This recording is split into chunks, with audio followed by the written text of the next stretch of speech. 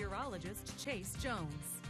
All right, so after the break, Stephen and I usually have a little meeting about some of the model data as it updates, all while also watching the Dodgers sort of win or lose depending on which day it is. Now, a beautiful sunset, but a lot of cloud cover making its way in, so the moisture definitely making its way in a little quicker. Temperatures over the last 24 hours pretty calm as we saw some of that steady cloud cover for Juneteenth, all the way down into those 70s, right back up into those mid-90s, and then all the way back down into those mid-80s, and we'll level out back into those 70s, but you saw around 2023, 2 years ago when I got here, around 111. That's a record. So we've cooled way down and seen way more rain. Everybody asked me for it when I got here. We definitely got it, and there's more rain on the way. 85 in San Angelo. Everybody else in a good combination of mid to lower 80s across the entire region.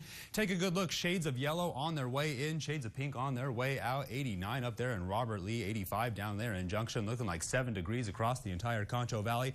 And we've stayed inside that spread all day despite pushing all the way up into those 90s, and Robert Lee even got up into those triple digits. Now, dew points are down there in those 60s, while humidity indices are anywhere from those 40s all the way up into those 60s across the entire area, including down there in Junction. So way down there in those lower elevations, you're seeing the moisture make its way in just a little quicker, and we'll see how much this cloud cover works its way up. Now, we've been staring at the bottom of the screen for the last couple days, if not all week, finally getting a better idea of where the moisture is going to make its way in across the west coast and the east coast of Mexico. Now, this is where the model data is picking up some of this moisture right now. In fact, some of the updates have the remnants of Tropical Depression Erick now pushing across Mexico, then reforming on the eastern side of Mexico and making its way up before it pushes back in west inland. Pretty complicated to follow, but Stephen will definitely nail it down with the upper level pattern when he takes over this weekend. Now, high pressure making its way out while low pressure makes its way in. That's going to keep us in those 90s.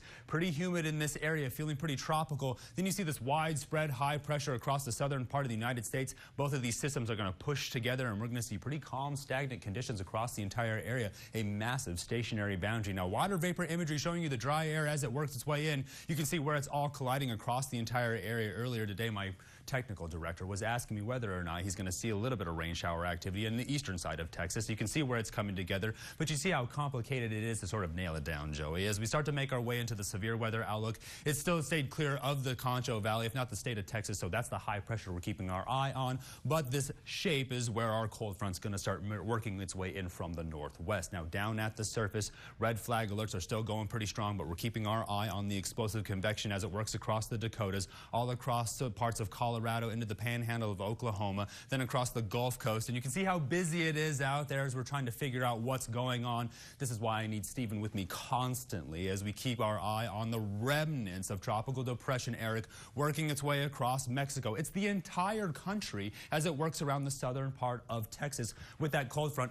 There we go with those allergens working down from the northwest. Now, as we make our way into the futurecast, we're keeping our eye on those parade conditions the first day of summer, Founders Day, and then, of course, as we round the corner for the 4th of July, we're watching this moisture make its way up from the south. Now, it was a little bit more explosive as we saw it earlier today, but you see how that cloud cover will try to work its way in, and afternoon heating and cooling will try to kick off some of this thunderstorm activity. But it's pretty strong out of the south. Now, on-off winds will push in with the moisture. You see in the afternoon heating, there comes our thunderstorm activity. Now, it could be more intense if the storms move up. Now, that's Stephen's territory, so I'm definitely going to be out there taking a good look and some good photos. So tonight, all the way down into those 70s, but we're keeping our eye on the moisture, but it's going to be pretty comfortable. Then tomorrow, a beautiful run at those mid-90s for the first day of summer, and it's going to be pretty partly cloudy with some of those winds still pushing out of the south, maybe some thunderstorms if it pushes up a little bit further as we get closer towards the end of the weekend. Still keeping our eye on those mid-90s with those gusty conditions. A good opportunity for some afternoon thunderstorm activity. Stephen, I'm putting it up there.